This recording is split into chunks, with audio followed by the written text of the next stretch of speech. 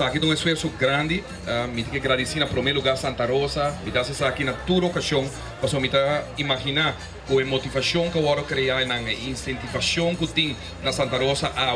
comparar com algum ano passado, agora nós estamos e a pôr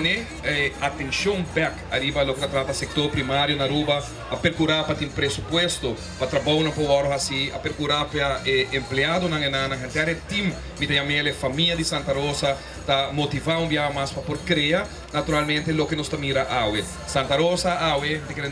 na forma hobby modesto, bisele, o mercado cresce, pero tur luna está 30 por lo menos 5 para 10 petições de diferentes outras organizações que está pedindo para Santa Rosa, su mercado está presente, para pedir para Santa Rosa, para pôr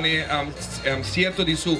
vai assim, atração presente na diferente, as horas de festa lá em Caia, hora tem celebração em Caia Grande, hora tem coisa na San Nicolás, aqui na tour parte de Aruba, na pedi presença de Santa Rosa, passou nossa comunidade a aceitar abraça e trabalho grande com Santa Rosa e todos os membros que tu é pescador na Aruba, que tu é agricultor na Aruba, tu é criador aqui na Aruba de bestia e aue um vivo exemplo um dia mais de gele e junto com a visão para pôr e aspecto cultural para sobrar setor primário tá parte importante do setor cultural de Aruba junto com o que está história, junto com o que trata